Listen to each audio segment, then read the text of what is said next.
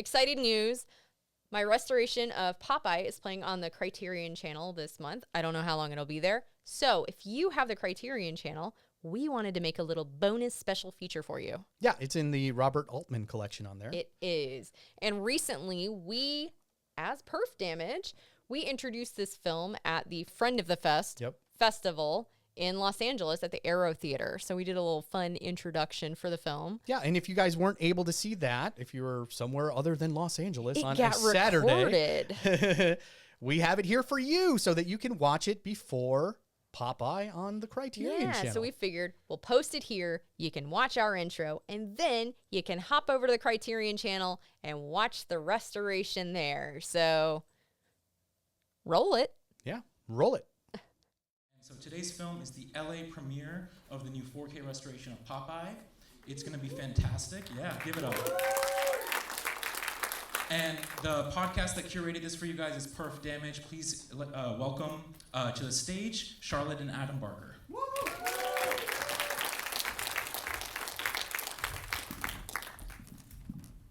Hello. Hey. Right, welcome to the LA premiere of this film. It is unlike any other that Hollywood has made, and this is the best that the film has looked in 40 years, I guarantee it. And before we start, I want to give a few little shout outs about the restoration here. There's a few people in the audience that worked on it. Liz Kirksey, where you at? Over here.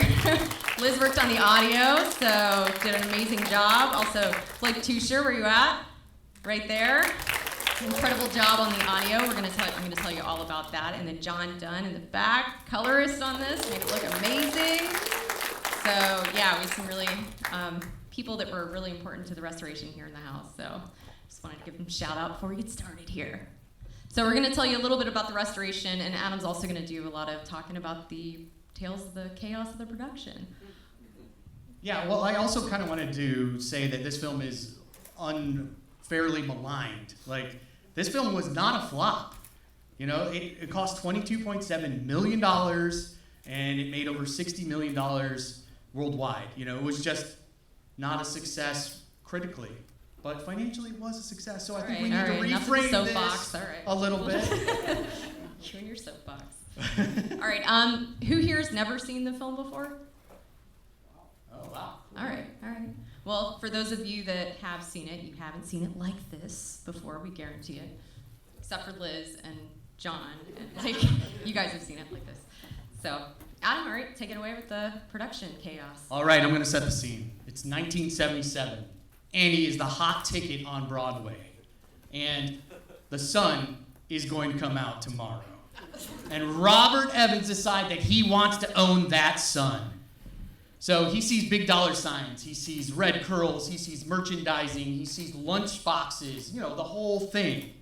So he bids on the rights, but he's not the only one doing it. Columbia Pictures jumps in, and it's a hot bidding war. The two are sweating it out. And the film actually, or the movie, or rights actually go for a record-breaking $9.5 million at the time. Crazy.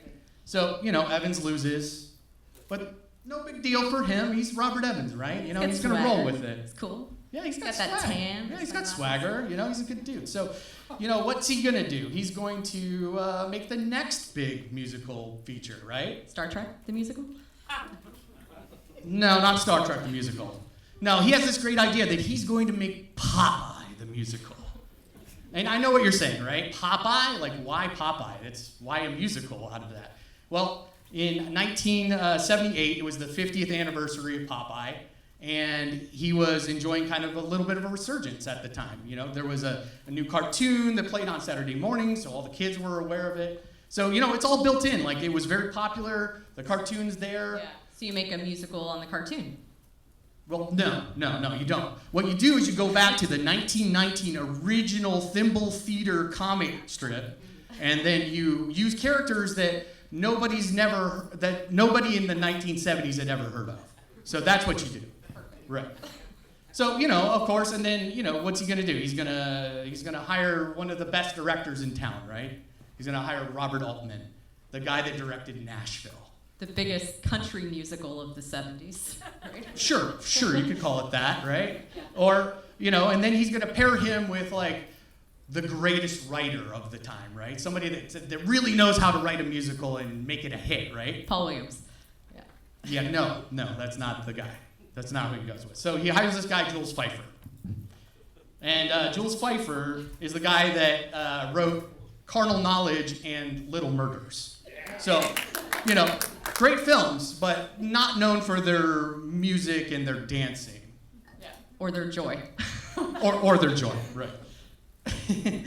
And, at least he has one thing going for him, though. He has Dustin Hoffman locked in to play Popeye. Dustin Hoffman's the biggest actor of the time, and then Lily Tomlin signs on. So, things are going well, right? And that is until Dustin Hoffman ends up meeting Jules Pfeiffer, the writer, and decides he doesn't like him.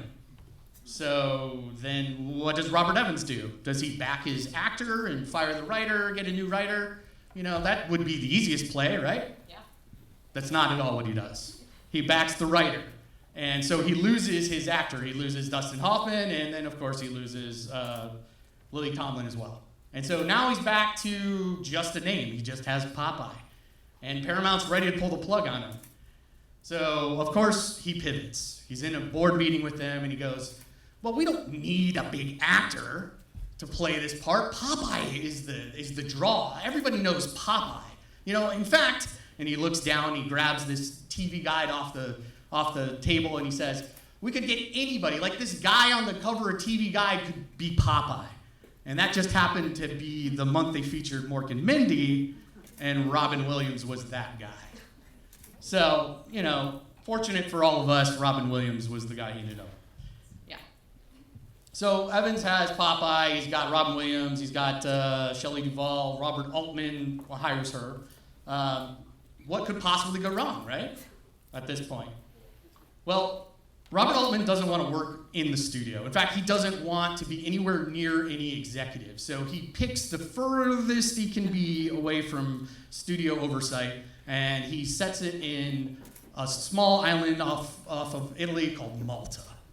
And he flies everybody out there, like the cast, the crew, their kids, their pets. And of course, it was like he was running a cruise ship, but turned it into a movie set. So here's the thing, though. He wasn't bringing him to a pre-built set. There was nothing there, so they actually had to build it. So they built this place, 19 actual buildings, and they built a harbor, a church, a school, a working sewer system. Yeah, that's not a movie set. That's like a zip code. That is, exactly. And if you want to go, you can still visit it today. It still stands. It's called Popeye It's on Village. my bucket list, dude. Let's go. So what happens when you trap Robert Altman, Robin Williams, Harry Nielsen, and 200 other people in a fake village across the world? Some yacht rock, smooth sailing, right? Total smooth sailing. No, absolutely not. No, the budget balloons, the songs are recorded between drinks. With drinks. The crew starts receiving cocaine in film cans. And somehow, they manage to actually make the movie Popeye. Meanwhile, Robert Evans is having his own adventures. There's a story where Robert Evans is flying into Malta, and he's carrying a briefcase full of, let's just say it's not scripts. He gets off the plane, and he forgets his briefcase full of not scripts, and, he did it because he was pretty much high on his own supply at the time. Of not scripts. Of not scripts, right. And, here's the problem. If the Malta police find the briefcase and open it, he's going to, serve some jail time. So what does he do?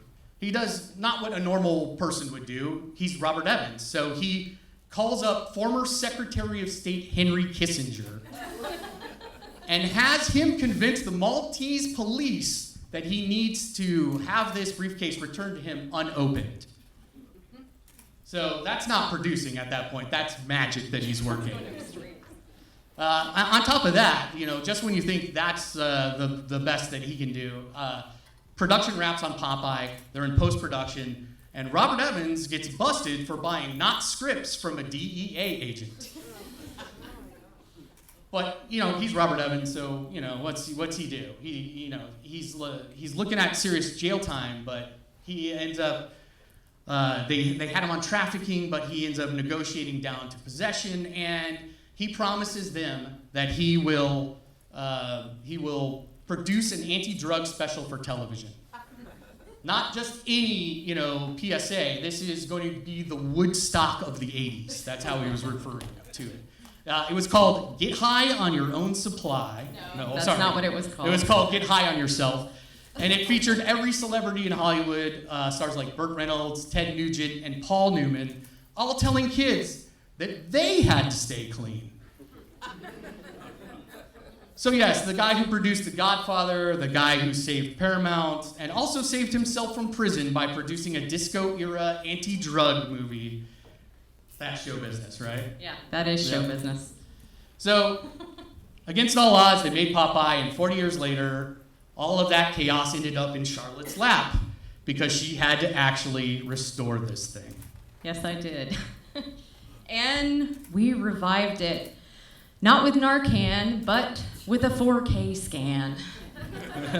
That joke wrote itself.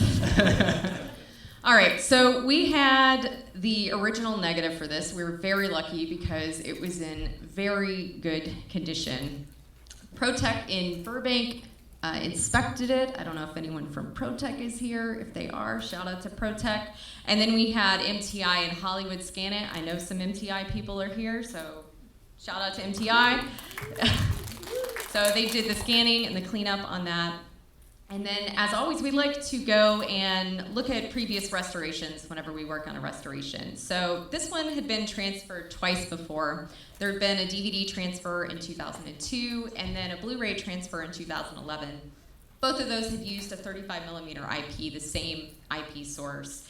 And notes indicated that no filmmakers were involved in the transfer. So we also like to track down vintage prints whenever we do a restoration, and we had several in the archive, but there was one that was noted as being in really pristine condition. And notes said that it came from Technicolor London.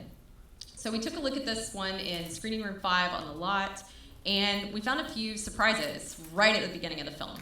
So if you've seen the film before, it starts with a cartoon of Popeye, and in previous transfers, this cartoon was always in black and white. But in the print, we found that it was a sepia color. This was also the same in the original negative. We also found that the town of Sweethaven, right at the beginning of the film, had a very goldish kind of glow to it. So in the previous transfer, that had more of a greenish kind of gray-green look to it. And again, this was something that also was there in the original negative. So both of these instances and many more stories like this were fixed in the new restoration that we did. So one of the really fun stories of this restoration is the audio restoration that we did at Deluxe Audio, which Blake is here and Liz is here that worked on.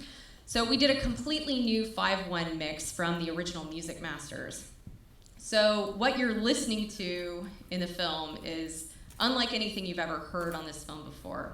I like to say that it sounds like you've opened the door and you can finally hear the music on the other side now. Before you could, the 5.1 was like the door was closed and now you've opened it and now you can really hear the dynamics of it. So this also was released in Vistasonic. So is there anyone here that actually has ever heard of Vistasonic before? I was hoping you'd ask that question. Other than maybe Blake or Liz? No, of course you haven't, because there were only 2 movies ever released in the Vistasonic format. This was Paramount's attempt to push movie sound into the future in the 1980s. It was developed in the late 1970s, and it was an immersive theatrical audio system. So standard prints had 2 optical soundtracks, and Vistasonic tried to pack 4 discrete tracks into these same space for 2. And it sent the sound into 14 speakers, including overhead, creating a truly 3-dimensional directional soundscape. It even included a special noise reduction system and a CCD-based optical reader, which kept everything perfectly aligned for all you technical people out there. So the goal was to make you feel like you were inside the movie, to make you hear every whisper and footstep of the Altman soundtrack. And when Popeye premiered at Grauman's Chinese Theater, it was intended to showcase the future of film sound. Technicians had spent years developing this. They had spent months on the Altman score to make sure that it took full advantage of the system, but Paramount made a critical error. They didn't tell the press about Vistasonic and what it could do.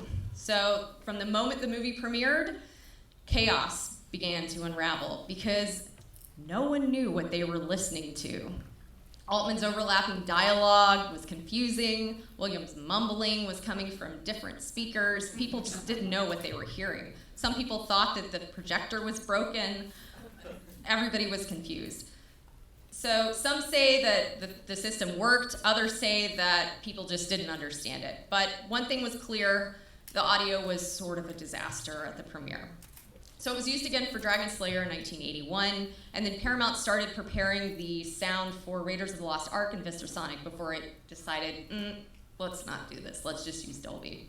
So after this, it disappeared, and it sort of was a mythical footnote that sort of got left in cinema history.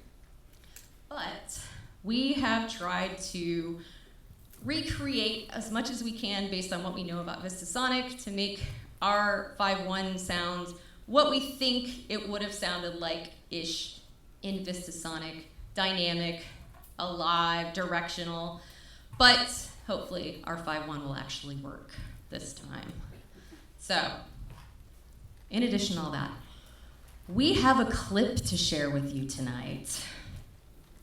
A while ago, UCLA contacted us and said that they had discovered some lost footage for Popeye.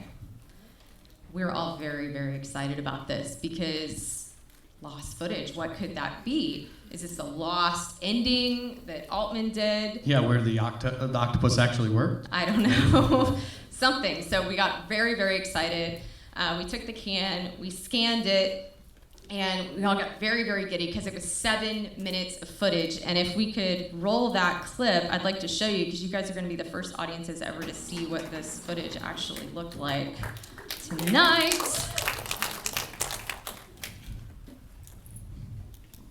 So, okay, so this is, I don't know if you can see this. There's a guy sleeping. This will get. Oh, that's when this will get better in a second. You can see the hamburger. Yeah. Yep. Yeah. I've sped it up so you can see all 7 minutes in a condensed version here. We got, what do we have? Another person sleeping. That's Olive Oil's brother, Castor. Yeah, so it's actually just 7 minutes of Popeye characters taking naps. And I promise you, we were just as disappointed as you all are right now. Yeah, but what could be more Altman than this, honestly? I feel like this is the epitome of Altman we're staring at here. Yeah. I don't know why that was saved. But they found another can. They did. They did. We haven't scanned it yet. In fact, they just found it. And we haven't even had it inspected yet. And I probably shouldn't have even taken it off the lot. Here, you can say it, Mike. Yep. Here, you can show the can. Just show it to him. Don't do anything to it. But yeah, this is the can. So we haven't even had it inspected yet, but we're going to. So we just wanted to bring it here. I was not supposed to bring it here tonight, so please don't tell on me. No. Should I open it? No, don't open it. Should I open it? I think I'm going to open it. Don't open it, please. Do not open the can. Don't open the can, please. Do not open the can. I don't want you. Adam!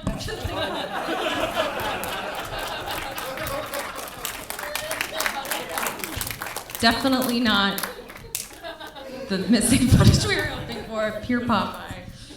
That's 100% pure Popeye, people. You owe me an apology for opening that. All right, sorry. Enjoy Popeye, guys.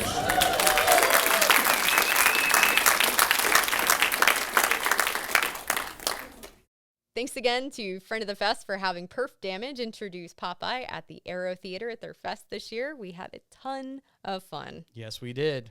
Now go enjoy Popeye on the Criterion Channel.